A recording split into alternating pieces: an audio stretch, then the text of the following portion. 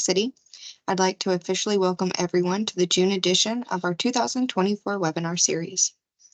Before we begin hearing from our presenter, I'd like to provide some information to help enhance everyone's experience during today's webinar. To reduce background noise, we ask that everyone keep themselves muted during the presentation. If anyone has any questions during the presentation, feel free to type them into chat. We will be monitoring the chat for questions, and we will have our speaker answer as many questions as possible at the end of the presentation. If anyone would like to receive a certificate of attendance for today's webinar, please send us a request via email. We will place my email address into the chat so you'll have it handy. Each of the presentations in this webinar series will be available within a week or so after the scheduled webinar date on our website under Stormwater Workshops. The section where these webinars are posted is called the webinar series, and today's session will of course be the June edition. We'll post a link to the website where you can find those presentations toward the end of today's session. If anyone has any questions at this time, please feel free to type them into chat. But without further ado, we will play a short webinar series welcome presentation.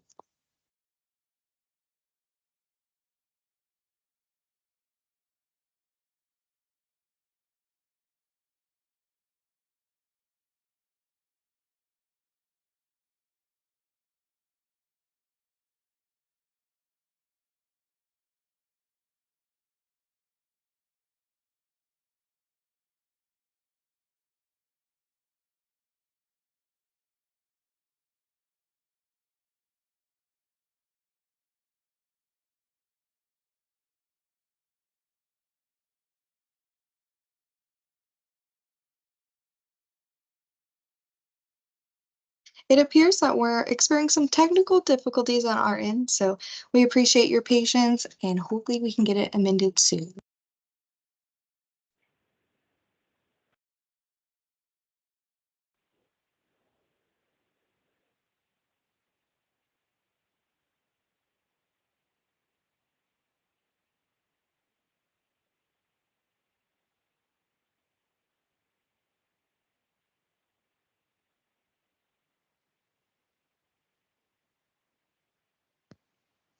Good afternoon, and welcome to the June session of our 2024 Stormwater Quality webinar series. We appreciate being able to provide you with an opportunity to learn how to help keep our local waterways clean. We are all downstream from someone else, so it's to our mutual benefit to work together to protect the waterways in our communities.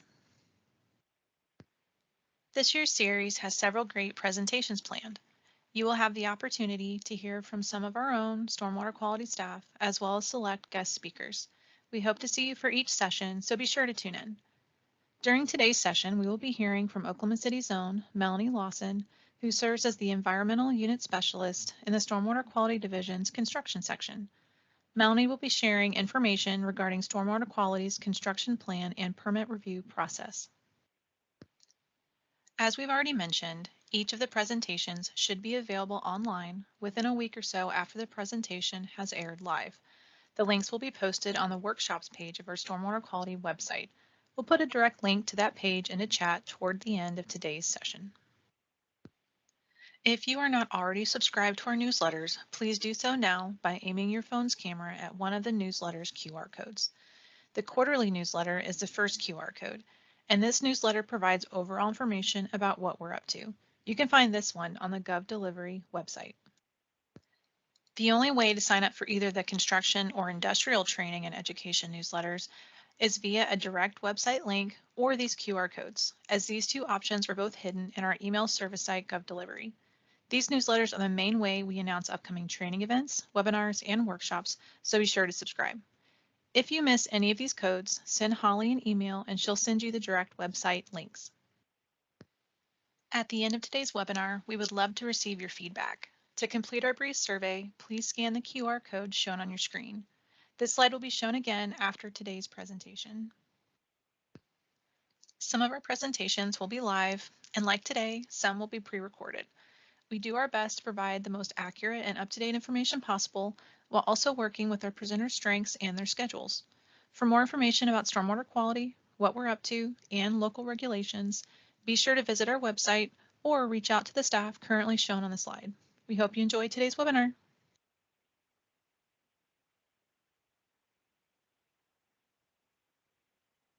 Up next is the presentation for today's session. Today we're going to hear from Melanie Lawson, the Environmental Unit Specialist for the Construction Section of OKC's Stormwater Quality Division. Melanie Lawson has been part of the City of OKC since early 2021, serving first as an environmental technician and now as an Environmental Unit Specialist in the Construction Section of the Stormwater Quality Division of Public Works.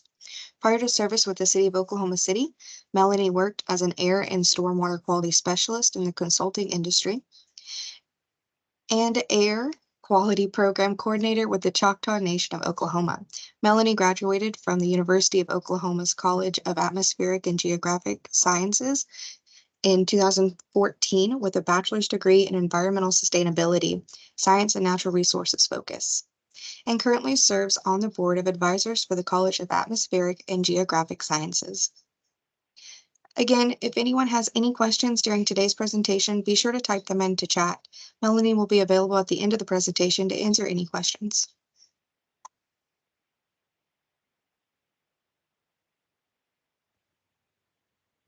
Hello, and welcome to the Oklahoma City Land Disturbing Activity Permitting Process and Plan Review webinar. I'm Melanie Lawson, the Environmental Unit Specialist for the Construction Section. Part of my job duties include plan review and permit review.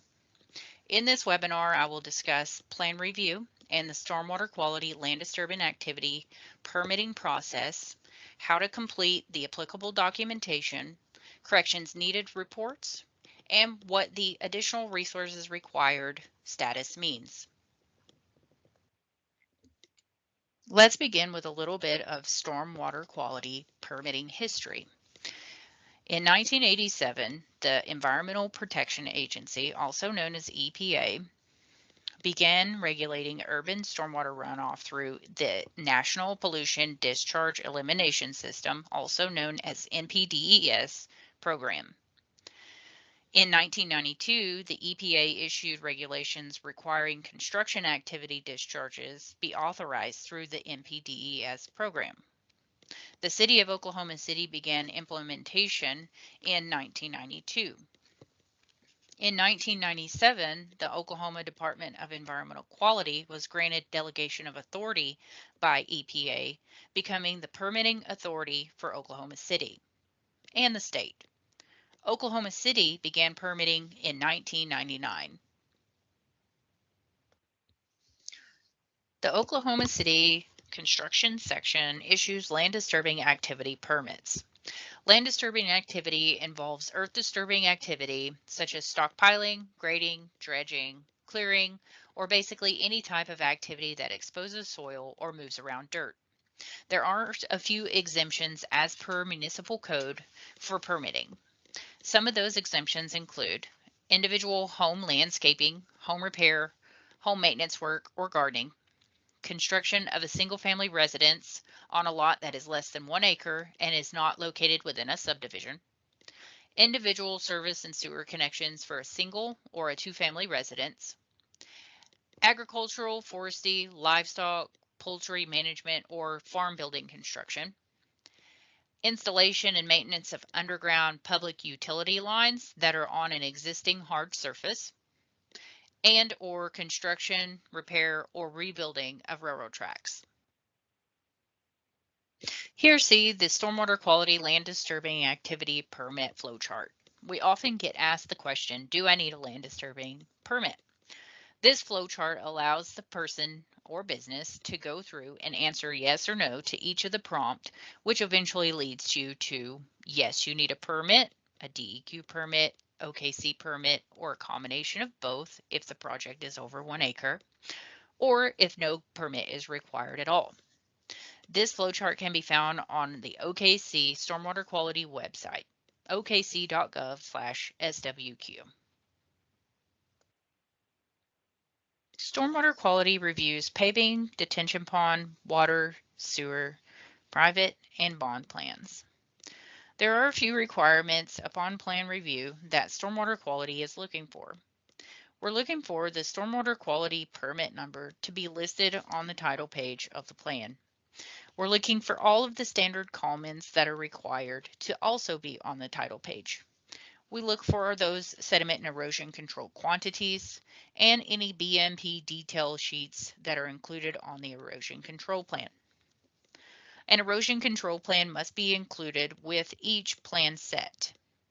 Items we were looking for on the erosion control plan include controls, sediment controls, erosion controls, perimeter controls, a construction entrance and exit, inlet protection, concrete washout area, and basically all BMPs that will be used for the project should have those respective BMP details attached to the plan, as well as those quantities listed. Also, if there's a USGS blue line that is within the project boundaries or that flows just on the outside of the project boundary, we would like to see that labeled on the plan. Any buffers for that blue line that are applicable must be shown, as well as any sort of detention pond or sediment basin that is included in the plan.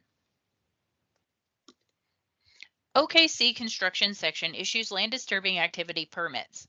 Here find a general permitting process overview. Once the determination has been made that a permit is required, the first step to obtaining permit coverage is to submit the applicable documents for review. Documents include a notice of intent, a stormwater pollution prevention plan, and an erosion control plan. Upon review of these documents, OKC may determine that additional resources are required. This means that the project may be flagged for an floodplain activity permit, also known as an FPAT. That is if the project disturbance is within 200 feet of a floodplain, a 404 notification or authorization. This is through the U.S. Army Corps of Engineers if the project crosses a blue line, or a navigation easement. This means that the project falls in an airport zone. Once all documents are accepted by stormwater quality, the permit fees are paid and the permit is issued. For additional information, submittal requirements, and hyperlinks to the forms, you can visit our website, OKC-SWQ, and download the Land Disturbing Activity Permit Submittal Requirements Checklist.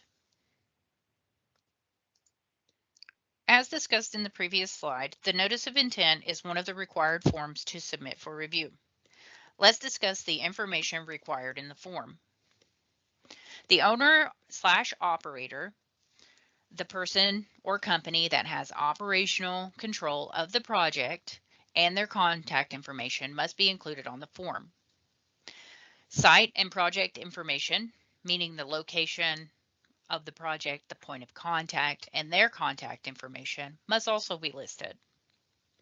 A description of the activity and the start and end dates must be indicated on the form, as well as the area of disturbance and the receiving waters information. Now let's dive into completing an under an acre notice of intent form.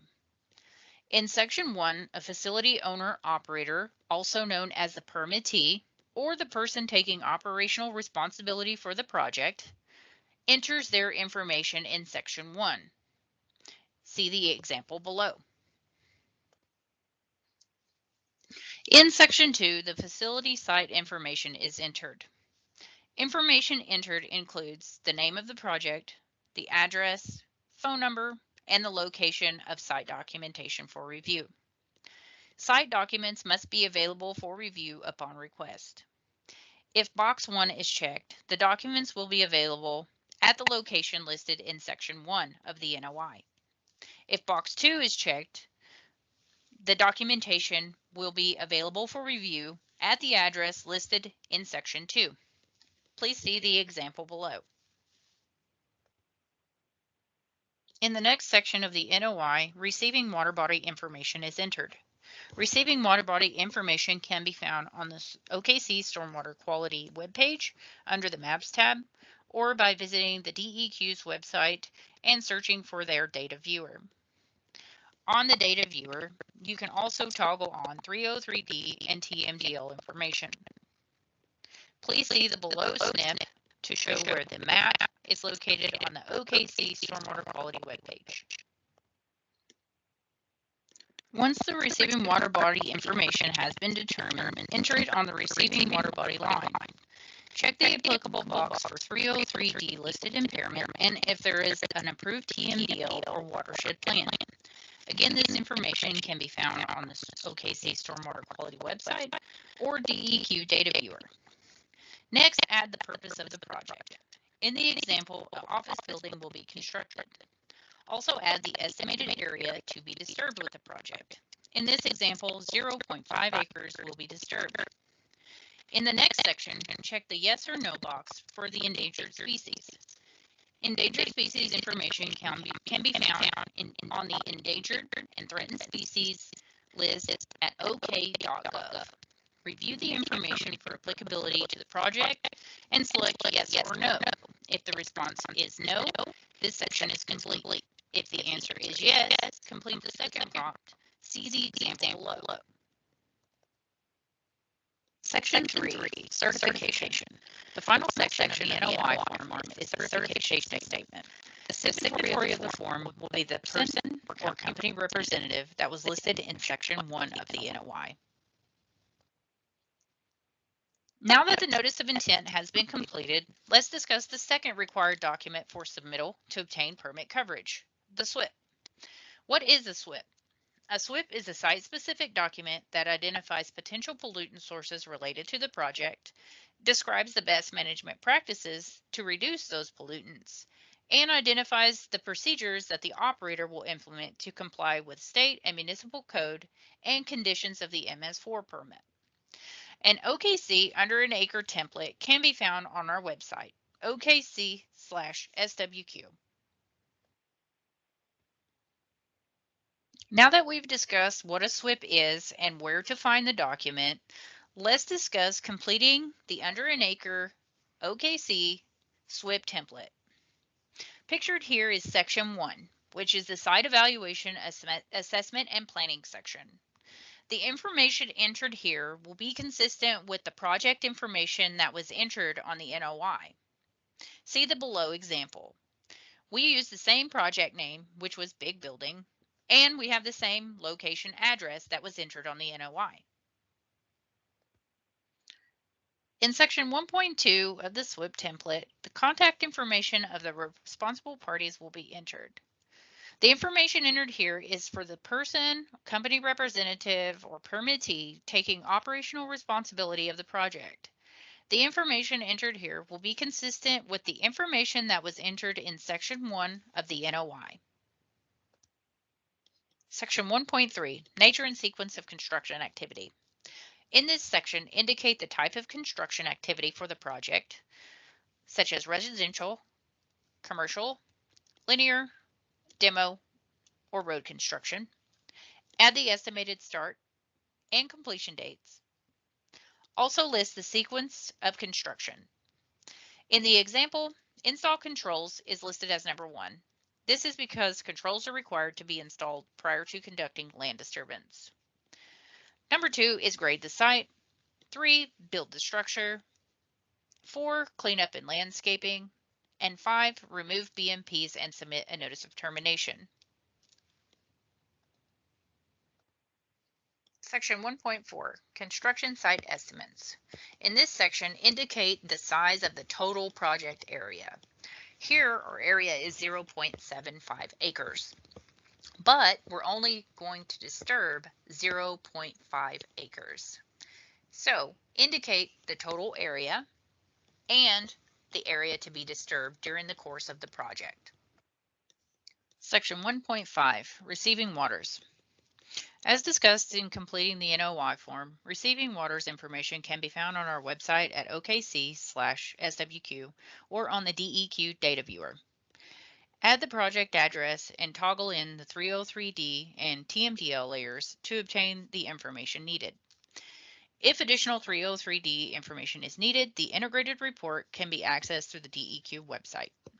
Here, enter the applicable information in the appropriate fields of Section 1.5. In addition to the receiving water bodies information, there is a box called Is the 404 permit required? If there is no blue lines within the project boundaries or that will be crossed during project activity, the No box will be checked. Please see the below example. Pictured here, find the Oklahoma City drainage basins map. These are all the major watersheds that are within the city of Oklahoma City limits. These major watershed boundaries can be used for receiving water's information on the SWIP. As previously discussed, here is an image of the DEQ data viewer. The layers to toggle on and off, such as the 303D list and the TMDL, are located on the left. You can search your project area by entering the address, turning on the applicable layers, and recording any receiving water body information on the SWIP. Section 1.6, Potential Pollutant Sources. Check all potential pollutants that may be present throughout the project area for the duration of the project. In this example below, we have clearing and grubbing operations, vehicle tracking, a concrete washout area, diesel fuel, and all the associated fuels and fluids with site equipment. Also checked is a sanitary toilet. Any potential pollutants that will be used for your project are to be checked here. Section 1.7, Site Maps. An erosion control plan is to be submitted for review prior to obtaining stormwater permit coverage. The erosion control plan will display the location of the construction entrance and exit, concrete washout area, and sediment and erosion controls at a minimum. Sediment and erosion controls are typically installed on the downhill side of all disturbed areas, on inlets, and at outfall locations. Engineered drawings are not required for submittal but are accepted. Hand-drawn maps or overlays are also accepted. Section 2.1, Erosion and Sediment Control BMPs. In this section, check all BMPs that will be implemented during the project. Typically, project BMPs will include inlet protection, dust control, sediment controls, street sweeping, and some form of vegetative stabilization such as sod or seed. Section 2.2, Establish Stabilized Construction Exit. A temporary construction entrance and exit will be installed before construction begins. In the Stormwater Quality BMP manual, which can be found on our website, the city standard for installation can be found. The standard indicates a 20-foot by 50-foot with filter fabric underneath, 2 to 3 inch coarse aggregate rock at a minimum of 6 inches in depth. Here, find the image of the city standard for a temporary rock construction entrance and exit. Again, this may be found in the Stormwater Quality BMP manual. Section 2.3, Installation Schedule. This section indicates timing for BMP installation. Erosion and sediment controls should be installed prior to land disturbance. Areas where activity has ceased for 14 days or more should be temporarily stabilized. Inlets should be protected from sediment, and any discharge of sediment onto the street or off-site should be cleaned weekly or as needed. Of course, throughout the project duration, dust will require control. Section 2.4, Maintenance and Inspection. Maintenance and Inspection section discusses the frequency of inspections to be conducted for the project by site personnel and maintenance requirements for the BMPs used on site. City of Oklahoma City stormwater quality inspectors will periodically request review of these reports and inspect the project for compliance on a routine basis. Section 2.5, Responsible Staff. Typically, responsible staff is also the permittee or the person or company listed in the Section 1.2 of the SWIP and Section 1 of the NOI. The permittee will oversee compliance with the environmental requirements of the Stormwater Pollution Prevention Plan. Section 3, Good Housekeeping BMPs. In Section 3.1, check boxes for BMP measures that will be used to handle construction debris, trash, sanitary waste, and recycling. Section 3.2, Designated Washout Areas. Washout area location should be indicated on the erosion control plan. Washout areas should be sufficient to contain all liquid and waste generated by washout operations. The washout area should require at a minimum a 10 mil thick plastic liner, which makes it leak proof. And when the washout area is no longer needed, and or it has reached capacity, the material should be allowed to harden and disposed of properly. Upon removal of the washout area, it should be stabilized. Section 3.3, proper equipment, vehicle fueling, and maintenance practices. During construction, equipment such as graders, skid steers, loaders, backhoes, etc. are used. All major equipment fueling, if it must occur on site, should take place in the staging area, and any maintenance performed should be done off-site. Absorbent material and spill kits should be available at the staging area in the event of a spill.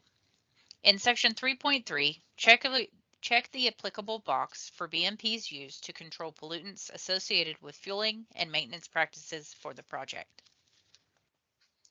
Section 3.4, non-stormwater discharge management. In this section, check all non-stormwater discharges that may be present during the construction project. A non-stormwater discharge is a discharge that does not originate from storm events. Discharges can include, but are not limited to, air conditioner condensate, vehicle washout water, which doesn't have detergent in it, and landscaping irrigation. Section 3.5, Installation Schedule. The installation schedule for Good Housekeeping BMPs will be as follows. Trash receptacles will be installed upon the establishment of the material storage area. Portable toilets will be brought to the site upon the establishment of the staging area. Designated recycling receptacles will be installed once the combined staging area has been established. The washout area will be constructed before concrete pours occur at the site, and BMPs will be implemented for equipment and vehicle maintenance and fueling activities, which begin at the start of the project. Section 3.6, Maintenance and Inspection. Maintenance and inspection of Good Housekeeping BMPs will be as follows. Trash and recycling dumpsters will be inspected weekly and after storm events. Portable toilets should be inspected weekly and if the holding tanks are leaky. If leaking, the toilet should be removed from the site and replaced. Washout areas should be inspected daily. Confirm no leaks or tears are present, and if the waste do need to be removed. Equipment, vehicle storage areas, and fuel tanks should be inspected after each day of use. Leaks are to be repaired immediately, or the leaky vehicle should be removed from the project area. Section 3.7, Responsible Staff. Hazardous waste materials should be stored in the appropriate, clearly marked container and segregated away from other waste. Additionally, all hazardous waste will be disposed of in accordance with federal, state, and municipal regulations.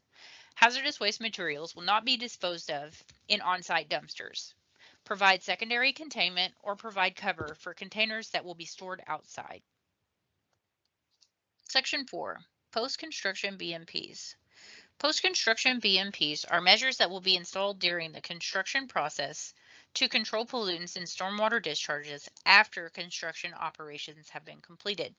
Some examples include rain gardens, porous pavement, outlet protection or velocity dissipation devices, and slope protection. Section 5, Inspections. Completing site inspection reports. Site personnel will be required to complete site inspection report once every 7 days and within 24 hours of a half-inch rainfall event or greater. An inspection report template can be found on our website, OKC-SWQ. The City of Oklahoma City Stormwater Quality Inspector will periodically ask for review of the site inspection reports and post-rain event reports. Section 5.2, Delegation of Authority. This section is used when the owner or operator wants to designate a person to be authorized to oversee compliance with permit requirements. The designee will be authorized to sign reports, the SWIP, and all other documents required by the permit. Section 5.3, Corrective Action Log. The Corrective Action Log will describe repairs, replacement, and maintenance of BMPs triggered by deficiencies observed during a site inspection. Some of the conditions triggering corrective action could be a stormwater control needs a significant repair or replacement repeatedly, like 3 or more times, the deficiency has been observed. A stormwater control necessary to comply with the requirements of the permit has never been installed or has been installed incorrectly, or otherwise the site discharges are not meeting the applicable water quality standards. A corrective action log can be found on the DEQ website. Section 6, Record Keeping and Training. Permit documents should be readily available for review upon request by the OKC Stormwater Quality Inspector.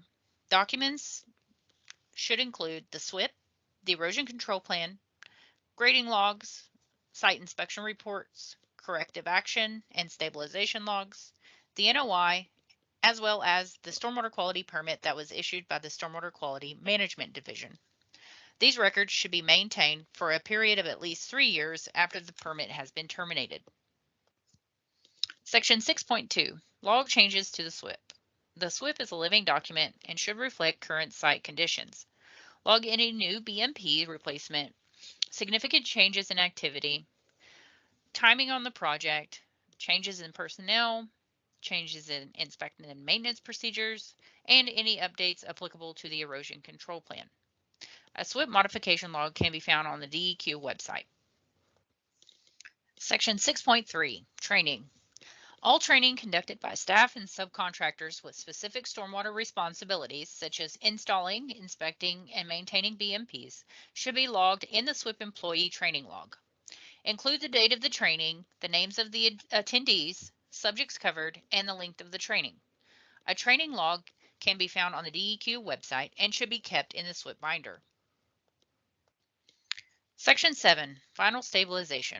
When stabilization has been achieved in an area and has been documented in the stabilization log, the area may be inspected at a reduced frequency until the entire project has been completed. Upon completion of the project, meaning the site has been fully stabilized with a uniform perennial vegetative cover with a density of at least 70% native background cover, all discharges related to the construction project have been eliminated and BMPs have been removed. Once these criteria are met, the operator will submit a notice of termination form, which will trigger a final inspection by the inspector. Section 8, Certification and Notification. Certification of compliance. All provisions of the SWP and city and state requirements will be complied with throughout the duration of the construction project. The SWP may be modified if control measures outlined within do not meet the goals or plan, or if directed by a city or state official. Contractor certification. Contractors, subcontractors, suppliers, or any person involved with the project are required to be familiar with the requirements of the stormwater quality permit.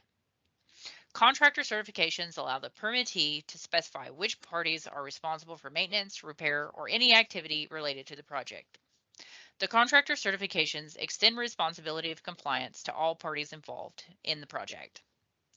Contractor certifications are not required but are recommended. A template may be found on the OKC webpage. Section 8.3, Accessibility of Documents. Copies of the Stormwater Pollution Prevention Plan, the Notice of Intent, Operator Site Inspection Reports, and the Erosion Control Plan should be on site and available upon request by a city official. Section 8.4, Pollution Prevention Plan Certification. The SWP must be signed and applicable fields completed by the owner and operator. This would be the same person that signed the Notice of Intent. Now that the NOI and SWP have been completed, the last document needed to submit for permitting is the erosion control plan. The erosion control plan is a map or plan that shows locations of sediment and erosion controls to be used for the project. Controls are to be installed on the downhill side of disturbed areas or the perimeter of the project area. Controls should be installed on inlets, flumes, construction entrance and exit, and the location of the concrete washout area indicated. Typically, this will be near the entrance and exit. Here, find an engineered erosion control plan. In this plan, you can see the location of the concrete washout area, the stabilized construction entrance, and on the perimeter of the project, they have silt fence to be installed as their sediment control. Also installed is inlet protection. Hand-drawn erosion control plans. Hand-drawn erosion control plans are acceptable. If engineered drawings are not available, a mapping image can be used and the designated control locations can be drawn on the map. The image seen here is not an erosion control plan. None of the BMPs used for the project are indicated. Upon completion of the permit application, which includes the NOI, SWIP, and ECP, submit that documentation via the Acela Citizen Access Portal or by emailing stormwater@okc.gov. Upon receipt of these documents, Stormwater Quality will review the documents for accuracy and completeness. If corrections are needed, make them on the original documents submitted, not on the corrections needed report. Then return those via email or on the portal. Here's an example of a corrections needed report. Any corrections that are needed to be made to the SWIP, NOI, or ECP will be noted on a corrections needed report. Also, if the project is flagged for an FPAT, airport approval, or 404 permits, that will also be noted on the corrections needed report. Upon review of submitted documentation, if the project disturbance is found to be within 200 feet of a FEMA floodplain, it will be flagged for a floodplain activity permit, also known as an FPAT. Applications may be found at okc.gov or through the Acela Citizen Access Portal. The submittals must include the application, construction drawings, and a FEMA firm map. Applications are submitted through the Acela Citizen Access Portal. There is a $55 review fee, and the average time for review is 3+ weeks. If you are flagged for this type of permit, the stormwater quality permit will not be issued until this FPAT permit has been received by our office. Changes to Public Works fees and charges.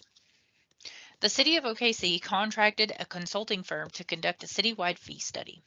They reviewed user fees for services and provided a recommendation of a fee that would provide a full cost recovery.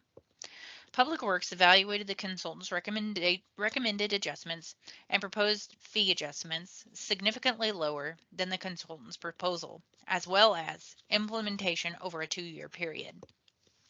The ordinance was approved on May 21st, and 75% of the fee adjustment will go into effect July 1st, 2024, and the remaining 25% July 1st, 2025. See the below table for the adjustments and the schedule. Here is an example of making an FPAT permit determination using our internal mapping software. The distance is measured from the boundary of the land disturbance, which is typically the property line, to the nearest floodplain boundary. Stormwater Quality also reviews project activity to determine if the activity will cross, intersect, or otherwise be in or on a USGS blue line stream, creek, or river. If so, the project will be flagged for a 404 determination, authorization, or notification. The City of Oklahoma City does not issue Clean Water Act Section 404 permits. These permits are issued through the U.S. Army Corps of Engineers, Tulsa District Regulatory Office. The applications are available on the U.S. Army Corps of Engineers website. Here find an image of the USGS 1 in 24K quadrennial map. We use these maps to make determinations if a project's disturbance will cross one of these blue line creeks, rivers, streams, etc. If the project is flagged for a 404, the stormwater quality permit will not be issued until that letter is received in our office. If a project is found to be in a navigation easement boundary, it is flagged for airport approval. The requirement has been established to prevent the creation of airport hazards, to protect long-term utility of airports, and to acknowledge the potential for adverse impacts on surrounding properties developed in proximity to an airport. Navigation easements. Pictured here in green, see the navigation easement boundaries. If a project lies within these boundaries, it's flagged for airport approval. At that point, stormwater quality staff will send project information to the airport personnel for review. Any additional information needed will be communicated by the airport personnel to the permittee. If a project is flagged for in the airport zone, airport approval will be required prior to stormwater quality permit issuance. Additional resources required status. This status is used when the project is flagged for a floodplain activity permit, a 404 determination, or is in the abrogation easement area. These determinations can and should be submitted during the plan review or plan initiation phase. Stormwater quality will require any additional permitting to be submitted to our office prior to permit issuance. Terminating or transferring permit coverage. Submit a notice of termination form when the land disturbing for the project activity has been complete. All areas disturbed during the project have been stabilized. Erosion and sediment controls have been removed, and all permit fees have been paid. If you're transferring coverage, another owner or operator has taken operational control of the project. To transfer the coverage, the permittee will be required to submit the NOT form to our office and pay all the associated permit fees. The new operator must submit their own permit application, an NOI, SWIP, and ECP for review and acceptance. Here's an overview of the stormwater quality permitting process, starting with SWIP development. Site assessment and planning, selecting good housekeeping and sediment and erosion control VMPs, and outlining inspection, maintenance, record keeping practices. Then submit notification of land disturbing activity. Once the permit is issued, the SWIP will be implemented, maintained, and updated throughout the duration of the project. Upon completion of the project, a notice of termination will be submitted and a final inspection conducted. Thank you all for attending today's webinar. On this slide, please see the environmental technicians and which associated section they're in. If you currently have a permit or you will have a permit in the near future, this would be each respective section's inspector. Feel free to reach out or call and ask questions. Our main number is 405-297-1774, or you can email us at stormwater@okc.gov.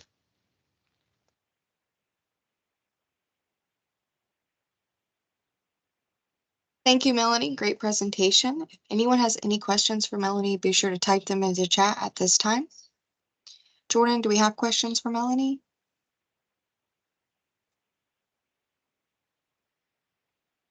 Can you hear me okay? I can. Amazing, it's working. All right. We do not have any active questions at the moment. Well, we have had questions for Melanie, but they have all been answered in the chat. But if you do have any other questions, please feel free to enter them now. Perfect. As we wait for those questions to come in, remember if anyone would like to receive a certificate of attendance for today's presentation, please send us an email to request it. I'm placing my email again into chat.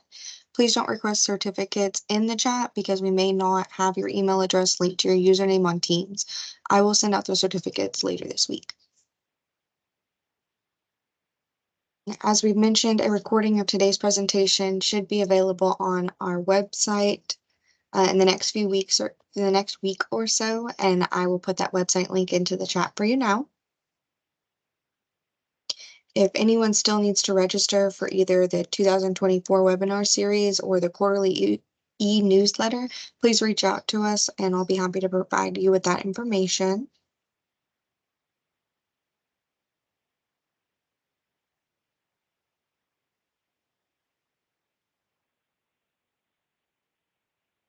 Perfect. Well, thank you all for attending today's session. We hope everyone enjoyed the presentation and are continuing to enjoy our webinar series. We would love to receive your feedback, so please complete our brief survey by scanning the QR code now shown on your screen.